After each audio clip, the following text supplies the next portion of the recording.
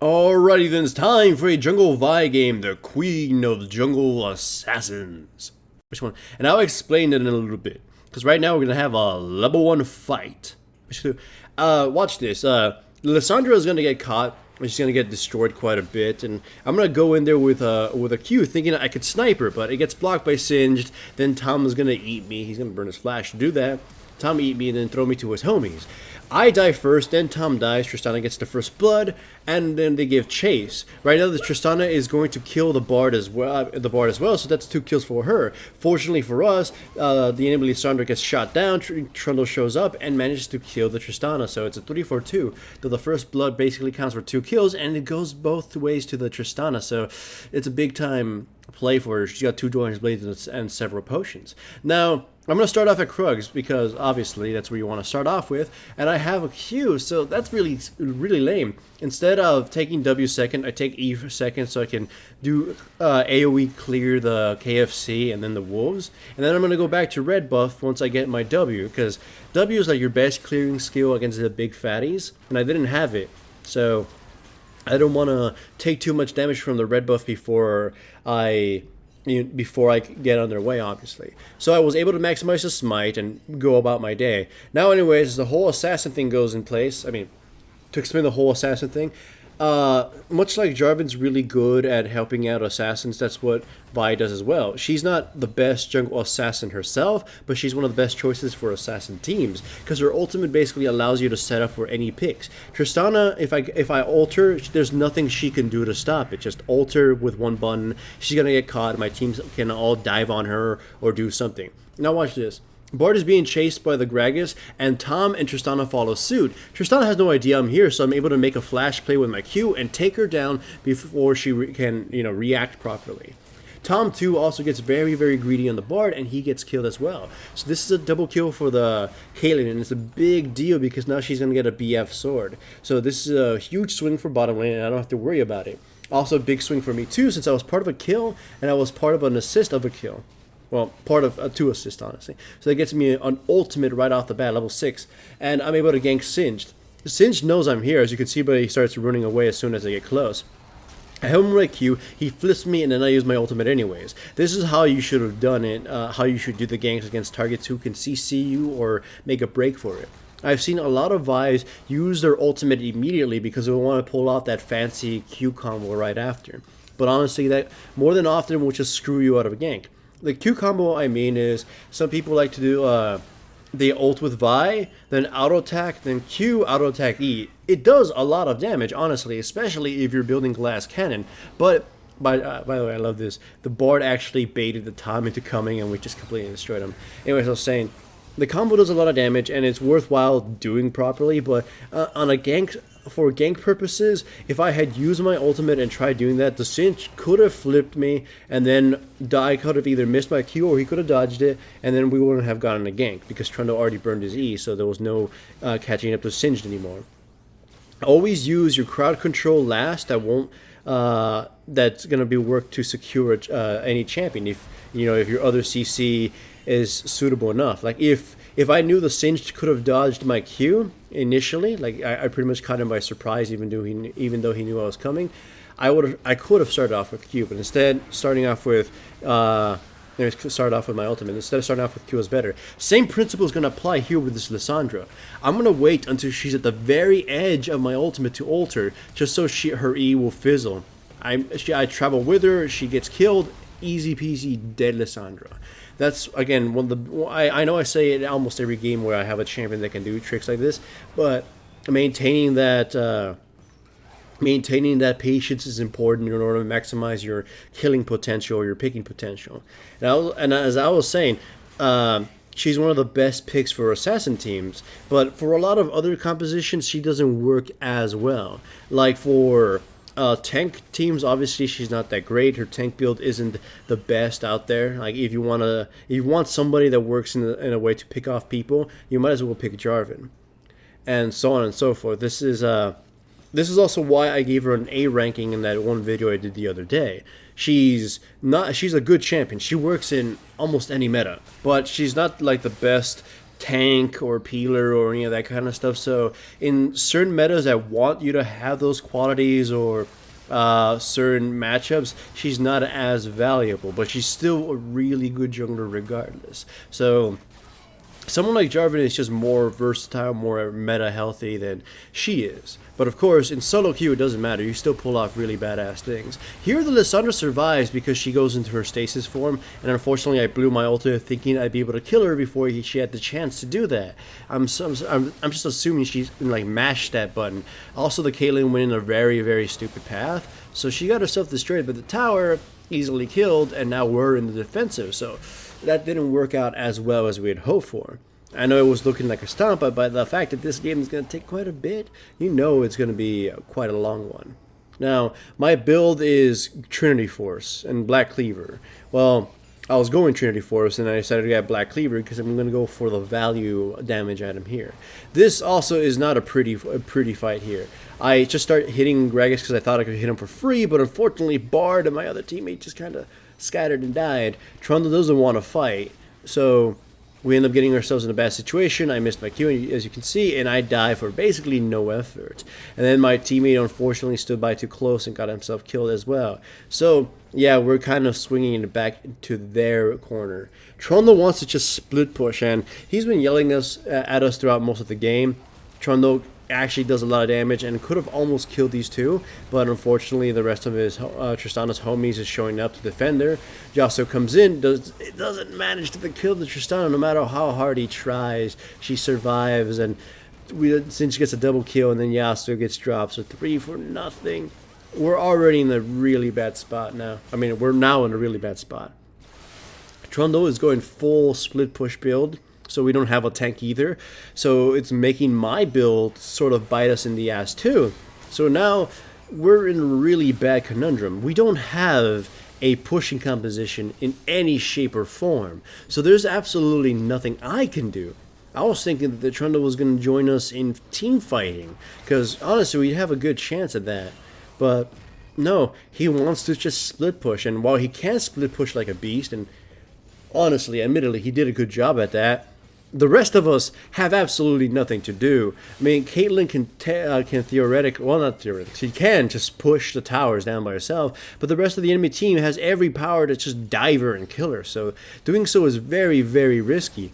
Fortunately, Trundle keeps attracting the aggro of the enemy team, and they just keep splitting up. Also, for whatever reason, the Caitlyn won't just shoot this damn tower, and it survives longer than it should. It's like one auto attack. Just drop it. We yelled at her and she finally attacks it and it drops. We could have actually dove the enemy team there, but no. Just a very, very unaware Caitlyn that we have. Either way, like it's a bad situation for my team, even though we're not exactly losing. I just sort of predicted that a lot of this is going to go into a very bad Mexican standoff here. So we catch the Gragas and the Tom. I just start opening fire on the fat ass fish. Here, I just can't kill him quick enough. I have to burn so many resources just to try to get him down. This is probably Tam's best quality as a champion. He's just so fucking fat. It's like there's no killing them, so he's able to access the amount of value, I mean his value on his kid so many times, just because you're not going to kill him in any timely fashion. It's like a lot of champions, they'll die, even tank champions will die before they get 3 rotations off their skills. Tom is so fat, he'll probably get multiple rotations. So, like, I'm actually going to probably play him soon as jungler, so you should expect a video of his out soon. It's just, I can't. The amount of value on his ultimate passive is insane. Anyways, as you can see, even though we've got Baron, even though we've got objectives, we can't make any real meaningful pushes, because they got actually have wave clear, and we don't have any pushing prowess. So we're just hoping some straggler of theirs gets caught off guard. And it just kind of, spoiler alert, is going to get kind of boring for the next few minutes, because there's absolutely nothing going to happen. We can't do anything. This is actually a really bad thing, and I mean, I've been saying it's bad. It's a bad thing because Trundle is the type of player who is forcing us to accept this. Like he's banking the entire game on him being able to split push. He's selfishly telling us that he's going to do what he wants to do, and the rest of us just got to deal with it. Like, even though if he intended to go split pushing, he should have realized that the rest of the team just can't support his split push. If like we had a mid caster kind of thing who can wave clear, then maybe, but we don't. It's so bad. If you guys watched this or ranked, I was getting mad because no matter what we could do, no matter how many tiny little advantages we could get, we couldn't capitalize on them because they're so fat. They can't die. We can't die. If we can't clear, they can clear. It's just they can do everything they need to stop our push. Like, we're getting tiny bits of advantage, but they'll just go back and heal. We can't dive. All it takes is one fuck up from us, and we'll all completely get wiped out. So it's a very frustrating thing, and I'm pretty sure some of you are getting frustrated just watching this. The Trundle, he's doing a pretty good job at split pushing though. It's a very slow process, and I'm just worried about the late game because once it gets to late game, I'm not going to be as effective as I would want to, especially with the build I'm taking. The enemy Tristana and Lissandra and the Singe will get really scary. So I'm altering my build just a little bit, making myself get a Banshee's Veil so I don't I don't fuck up and get sniped by somebody or whatever. Still though, this is actually a huge swing for us though. We catch the Gragas, I ult him as he tries to blink over, and I managed to kill him without dying myself. The Bard's ultimate actually protects me from all sorts of damage. It gives me enough time to get my cooldowns back in order and flash over. The Baron actually kills the Bard, but the Gragas dying for basically very little, I mean, for Bard's life, is huge. This also allows the Trundles to push the inhibitor because they were too busy at Baron and too distracted by trying to kill me.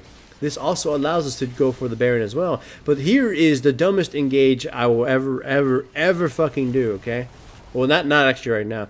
Trundle comes in and kills the Singe, but when the next Baron attempt, I do an engage so bad, I have no idea why I even tried it. I mean, I do have an idea. I thought it was a different character, but then only too late did I realize I was doing something stupid.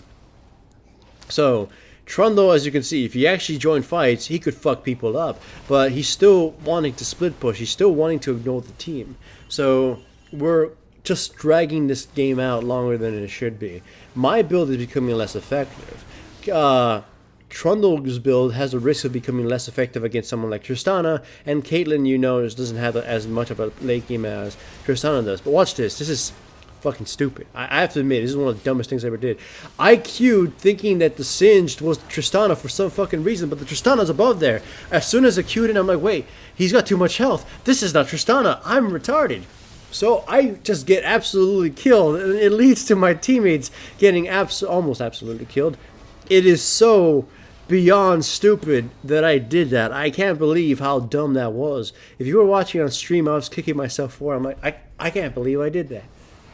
So it results in the deaths of 3 of my teammates, and we're going to lose Baron for that. Fortunately, the enemy towers are getting pushed in by the super minions, so Trundle's here able to distract the enemy team and pressure them. And also watch this. This is almost as equally as stupid as what I did. They abandoned Tristana. They just like, you know, we're all backing home. Good fucking luck, Tristana. Trundle gives a really desperate chase and just kind of gives up after a little while. And then we kind of burn everything just to kill her. Because killing Tristana gives us a chance to actually push the enemy team and gain more advantages. Trundle has reached a near point of unkillableness, mostly because the enemy team doesn't have the power without Tristana to actually kill him. So this is the chance we've been needing. We're able to finally push mid down considerably because Tristana is dead. Or at least reviving. She's close to reviving. I turn around, help kill the Gragas as a sort of peel, you know, damage can as peel. We don't manage to get the tower this time, but we managed to kill the Gragas as well, stopping any chance of them, you know, ulting us or retaliating against us if we get a little too frisky. As you can see, my build is once again going more into the tank role. I'm building Randuin's Omen, because it's about the only thing I can do that will retain its value if I get screwed over in any means. And here, wait, I'm not quite sure, remember what happens here. I think we're trying to pincer them. We're trying to pincer them. They're getting a little too skittish at this point, because all it takes is us killing Tristana, and we win the game. You could see me in the sidelines just waiting for an opportunity to rise. Trundle goes down bottom lane again and starts split pushing, so it splits up the enemy team, and we give a mad dash. Tristana gets caught by Bard's ultimate, and we pretty much absolutely destroy her. I missed my Q, but I just ult her and kill her anyways. The Yasuo gets destroyed by the Lissandra, and then we finish off the Lissandra, so this is a huge swing for us. 2 kills for 1, and the Trundle's just unable to be killed by the Singed and by the Tom, so we're able to get this tower now. Finally, something happens, and it only happened because the enemy team fucked up really bad. Just keep in mind this. This is one of the big reasons why a champion like Vi can backfire, and it's not even Vi's fault. If you're forced into a situation in which you're supposed to siege, then you're not going to do anything. Either way, you can see there's only about a minute left in this game, so the game's starting to come to its finale. All it takes is us catching somebody off guard. Unfortunately, the Bard gave himself away, and I wasn't able to catch the Lissandra. And like the enemy team's just too weak to do anything. Now that they've lost most of their towers, we can just engage. I engage in the Vi, and unfortunately both my ultimate and Yasuo's fizzle out because the Tom eats her. The enemy team splits themselves up and allows us to pretty much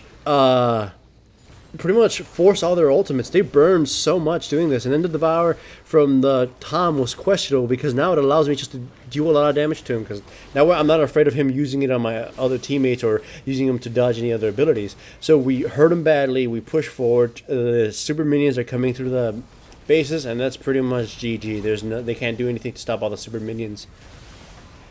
This was quite a dull game, wasn't it? At least midway. The early game was fun, the late game was a lot better, but it didn't have to be this way. If the Trundle had joined us in team fights, we would have manhandled them probably in most of the fights. But fortunately, we won and the game's over, and at least showcase what problems might be with assassin junglers. So the hooray for Vi and hooray for fisting.